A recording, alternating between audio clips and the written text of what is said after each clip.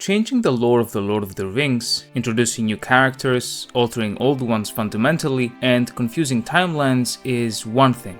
If you think you can create a better Middle-earth story, a story with different and perhaps greater themes than what J.r.r. Tolkien wrote, then it is your right to do so, especially since you bought those rights at a very hefty price.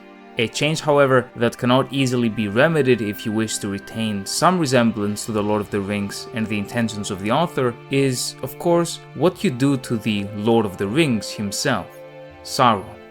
Tolkien's stories are about life and death, they're about corruption and rising above it, and ultimately, they're about hope. In order to achieve these themes though, what Tolkien uses as an instrument is his villain, the character that the book is named after. Sauron is, similarly to Morgoth, playing a character in the same field as the devil. Sauron is the ever-lurking threat, the all-consuming darkness and evil presence whose victory, we feel deep in our bones, will mean the end of freedom for the people of Middle-earth. It is through Sauron and the extension of Sauron's will in the form of the ring that the story is driven forward, that the stakes are risen to new heights with every step taken towards Mordor and the fires of doom. Unfortunately, what we see so far in Season 2 of Rings of Power is a Sauron unrecognizable from the perspective of Tolkien's writings, as well as a Sauron utterly contradictory to the themes and philosophy of the Lord of the Rings.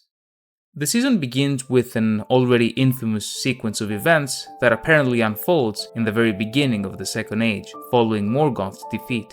The first thing that anyone would easily notice is, of course, Sauron's incompetence.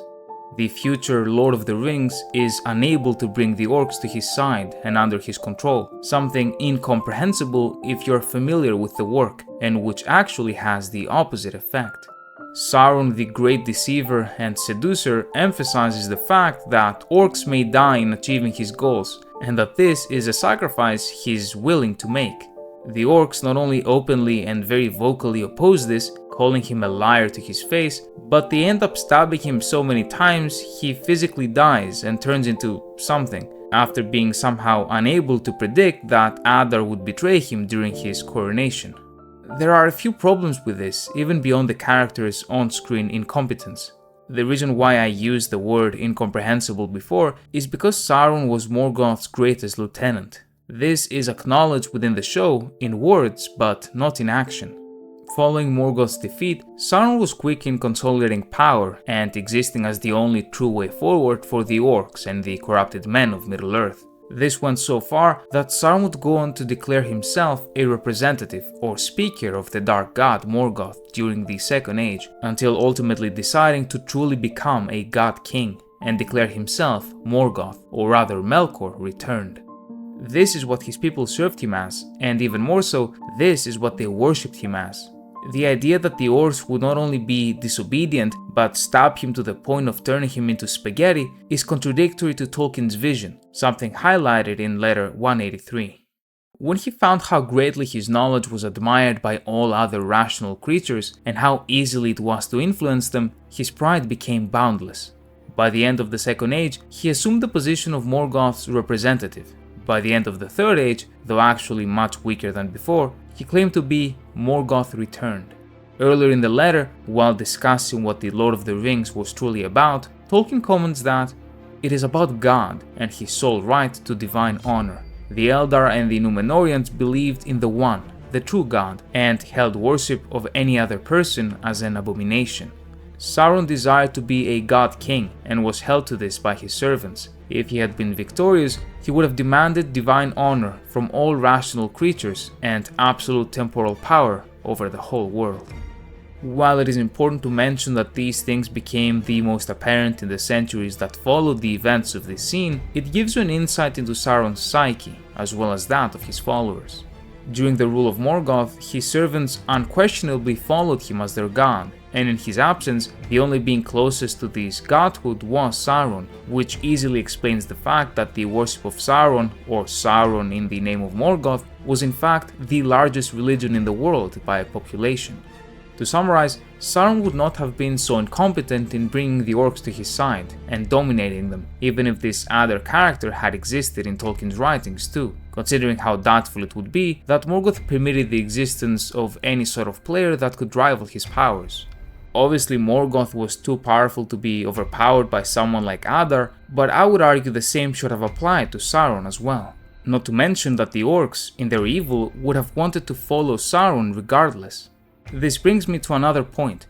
Morgoth is not actually Morgoth, at least not according to Morgoth himself.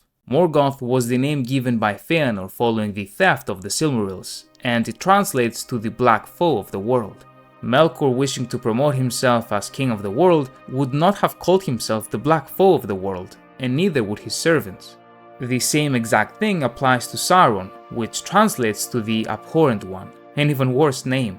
While we are uncertain of the exact name Sauron had used to refer to himself, other than Myron in the beginning and later likely Melkor, we do know for a fact that he had prohibited everyone he had control over from referring to him as Sauron. In The Two Towers it is said that, "I have not seen these tokens before," said Aragorn. "What do they mean?" "S is for Sauron," said Gimli. "That is easy to read." "Nay," said Legolas, "Sauron does not use the elf runes. Neither does he use his right name, nor permit it to be spelt or spoken," said Aragorn. Of course, as many of you know, the mouth of Sauron notably refers to Sauron as Sauron, which is directly contradictory to Aragorn's quote. The most likely scenario is that it was either an oversight by Tolkien or there was some intention behind the Dark Servant's wording. Nonetheless, considering the quote in The Two Towers was intentional world building, it is fair to assume that it represents Tolkien's vision more accurately. It is very weird, therefore, for Sauron to be calling himself abhorrent and his master the Black Foe, considering he wouldn't want to advertise himself as abhorrent and he wishes to claim the position of his master later on. This brings me to my final and perhaps most important point for the nature of Sauron himself.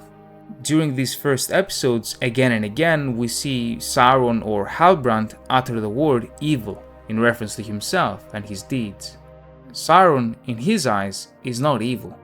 In Letter 183, yet again, Tolkien states that he had gone the way of all tyrants, beginning well, at least on the level that while desiring order, all things according to his own wisdom, he still at first considered the economic well-being of other inhabitants of Earth. But he went further than human tyrants in pride and the lust for domination, being in origin an immortal angelic spirit. In Morgoth's Ring, we get an even clearer picture painted by the professor. Sauron had never reached this stage of nihilistic madness as Morgoth had. He did not object to the existence of the world, so long as he could do what he liked with it. He still had the relics of positive purposes that descended from the good of the nature in which he began. It had been this virtue, and therefore also the cause of his fall and of his relapse, that he loved order and coordination, and disliked all confusion and wasteful friction. But like all minds of this cast, Sauron's love originally, or later mere understanding of other individual intelligences, was correspondingly weaker. And though the only real good in, or rational motive for, all this ordering and planning and organization was the good of all inhabitants of Arda, his plans, the idea coming from his own isolated mind, became the sole object of his will, and an end, the end in itself.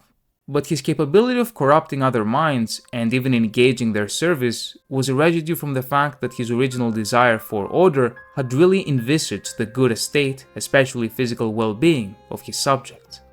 This is Sauron. Although we as the readers know he is the personification of what Tolkien calls near holy evil, he nevertheless does not do evil for the sake of evil. For him, the ends simply justify the means. He wishes to create a world in perfect order, and the only way to accomplish that is under his own personal rule. That there is even a small suggestion, even in passing, that Sauron feels guilt or remorse for what he had done, and that he does in fact recognize them as evil, is antithetical to his character and everything he represents as the story's very own Satan. We primarily see this from his interactions with the old man with the heraldry. Sauron didn't have to say these things to the old man in order to deceive him, and even if he did, it would still be weird to recognize that he was evil and still remain the Sauron that we know. And then, when he was in the ship and the two characters seemed to get closer, he told the man to brace himself after feeling the ship was about to be hit. while this may seem like an incredibly small thing, once you think about it, it becomes more and more peculiar. Why would Sauron tell the old man to brace himself? Was it for the man's own good? And if so, why would he then abandon him to die the very next second?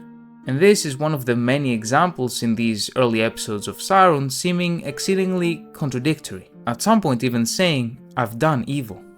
Ultimately, the lore and chain of events is something, in my opinion, that does not ultimately matter anymore when it comes to this show.